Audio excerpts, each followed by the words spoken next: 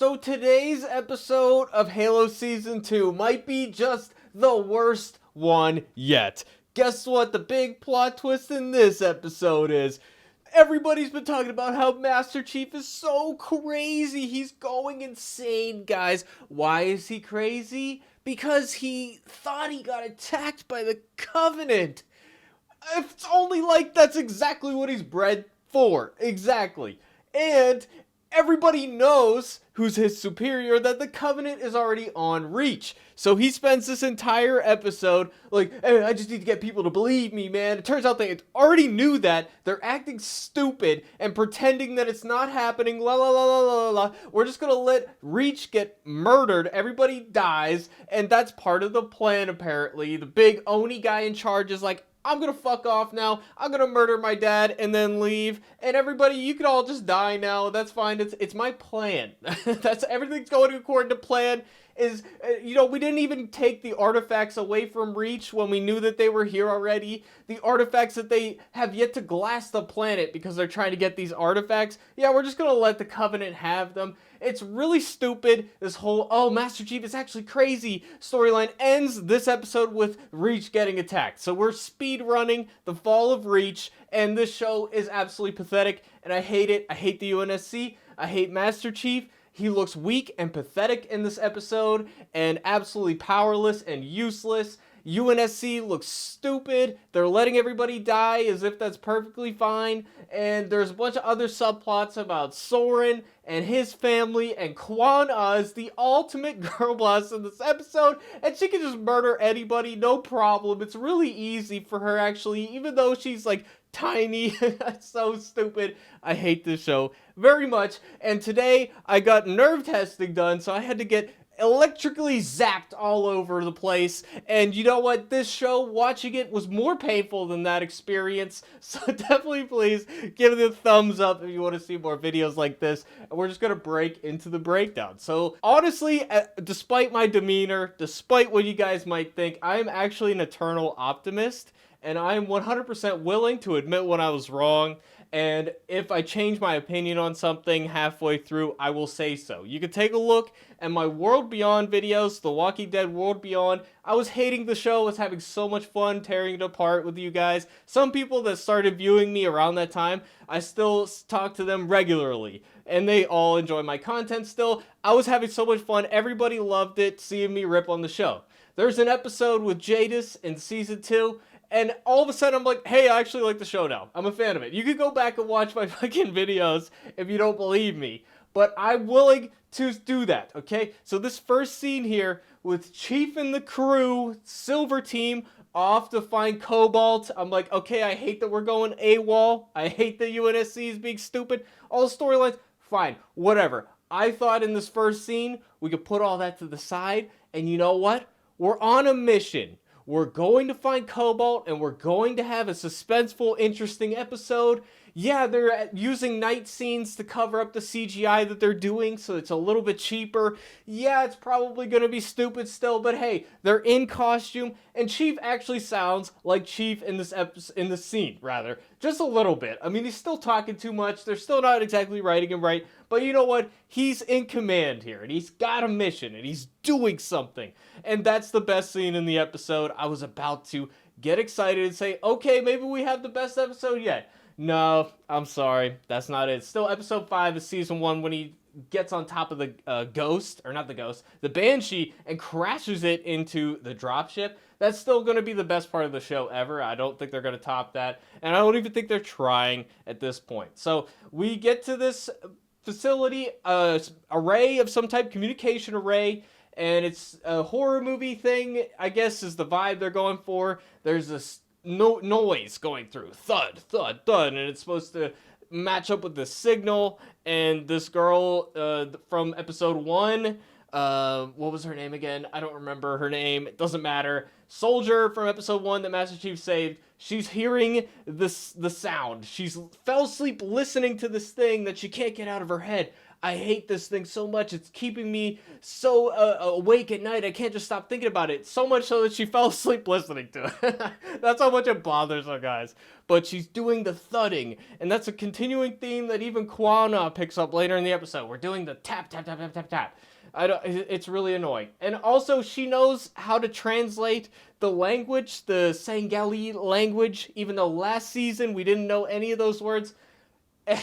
She's not even like a linguist. She's just a random soldier. I guess she's working with communications. I don't know. It's stupid. It's dumb. But we're here, and it's not even 5 seconds into the episode when all of the Marines rush in. They got here like almost practically before them.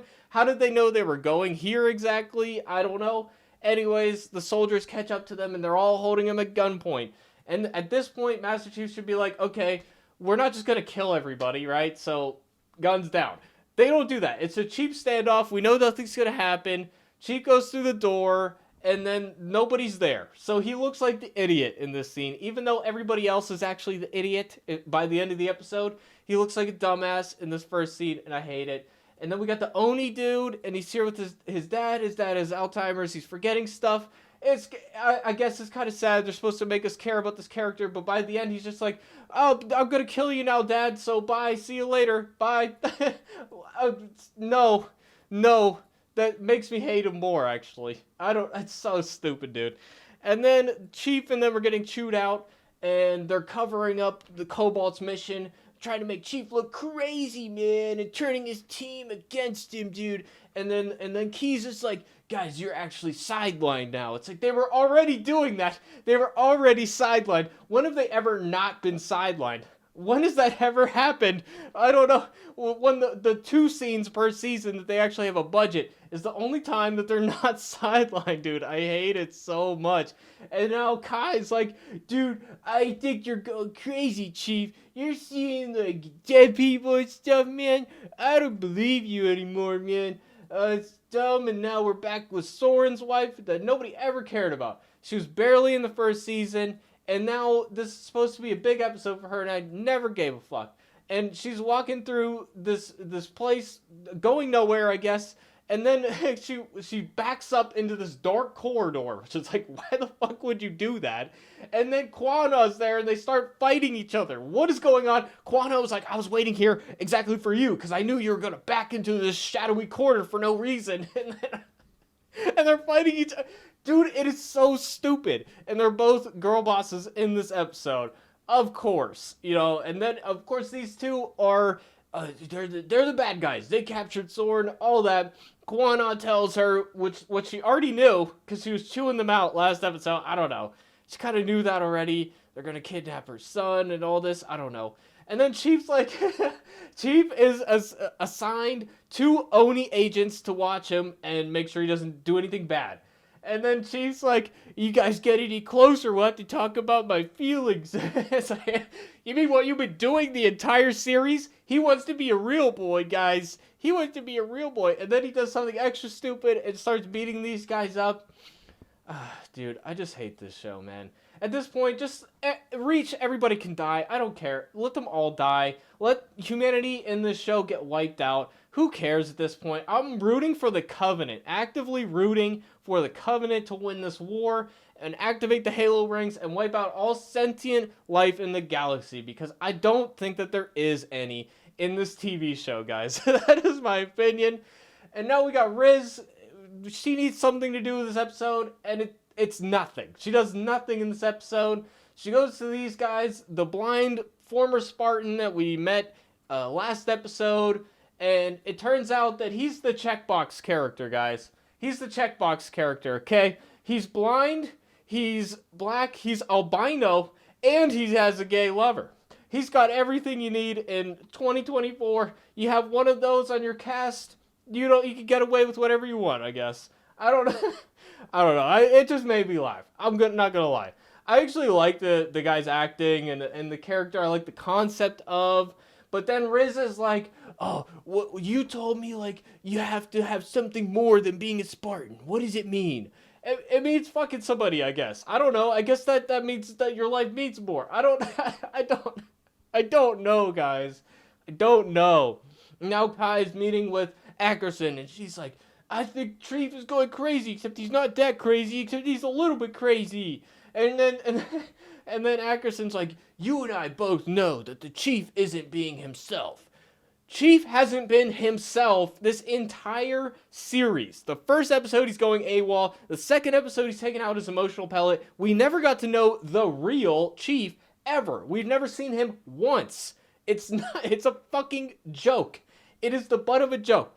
And I love that they're pointing this stuff out in this episode, just how stupid everything in the show is. We got Kwana, character nobody cares about, talking to Soren's wife, character nobody cares about. I barely care about Soren. I don't care about Soren's wife. I don't care about Soren's kid. This storyline is going nowhere. Absolutely nowhere, and nobody cares about it. So they're trying to steal the ship and leave, but they can't. They get stopped. And then they're going somewhere else. Soren's wife, all of a sudden, she can beat up everybody, guys. Wow, it's amazing. She's so great. She does eventually get taken down, but it is laughable, the fight scene there. It's a joke, dude. And then, guess what? Master Chief wasn't crazy. Cobalt is actually dead. Whoa, big plot twist, dude. Oh my goodness. And this is where we find out, yeah, we're just giving up, dude. Everybody's gonna die on Reach, and that's fine. It's part of my plan. It's part of my plan. Trust me, bro. Trust me, bro. Everybody's gonna die. It's gonna be fine. Everything's okay. I don't know. I guess this is where I point out that if this is lore accurate to the books, I have to say, nobody cares about the books, okay? I've read one of them. I read The Fall of Reach, okay? And I remember liking it. I read it 15 years ago. I barely remember it. That's the truth of it. I remember the games very thoroughly. The vast majority of fans have never read any of the books. So the fact that you might say, oh, this vaguely resembles something that happens in the books, nobody cares. It isn't Halo to us. So that is not a defense to it. And even if it did happen in the books and it is 100% accurate, which I highly doubt, I still think that I would criticize the books too then. Like, this is stupid. I hate it. Chief is meeting with the former UNSC leader. Turns out she was actually a spy all along. Chief looks pathetic in this scene. He's like, I don't want to eat any ramen. And she's like, no, you have to eat the ramen. He's like, okay, fine, I'll eat the ramen. And then she's like, I'm going to stand up and leave and make you look weak. And then Master Chief stands up, and then all the goons around are going to round him up, apparently. And then he just walks away, and it was just a pointless scene where nothing happened. Nothing happened in that scene. And then we got Ackerson. And it turns out, now we know why he hates Halsey so much. Because his sister was a Spartan that didn't survive. And that's who the clone was. And all that. And boo fucking who, dude. I don't care. And then Soren shows up at the end. He's like, I'm going to bring Soren in to kill you, I guess. I don't know. Who cares? I don't care. And then we got this scene here where Kwana, she's tapping a pipe in the background. And then she kills all of these fully grown adults who are pirates and know how to fight people. They got guns. It doesn't matter. Kwana, magic character, can do anything and everything. She can kill everybody. Where were these skills last season when we had that big fight? She just acquired all these skills off screen. She's horrible character, but she's just magically can kill everybody, dude. It is absolutely laughable. The lady, Soren's wife, gets stuck in the airlock, and then there's blood on the screen. They want you to think that she died. Whoa. And then all of a sudden, oh, she's being interrogated about treasure, and it's like, just tell them what a fucking treasure is. We know it's real, so just tell them where it is, because you're going to be dead, and nobody cares. Like, what good is it going to do? None whatsoever. Maybe it doesn't exist anymore. I don't know. Just tell them the truth. Why are you hiding it? It's so stupid. What are you hoping to gain by that? Nothing. And then, oh, dude, it's so funny. Like, Kwana is hilarious. And there's one left, and then she shows up. She has the drop on the girl. She has a gun in her hand, and Kwana still manages to take her out, like, no problem. It is terrible. And then we got Master Chief, and he's going to find Perez. That's her name. Perez. He's going to find Perez again. And then Ackerson is like, I'm going to murder my dad now. Because fuck Reach, I guess. Everybody's dying. That's fine. This show is just morally awful. Awful, dude. He's getting some Canadian healthcare in this bitch, dude. And then he brings the clone of his daughter so he can watch his daughter die before he dies. Isn't that so benevolent, dude? So fucking great. What a great person he is. And then and then Master Chief goes into this church and they're going to be like, "Whoa, I guess the church is like the covenant, dude." Because the show is written by people that probably hate religion. I'm guessing. I don't know. But it's dumb.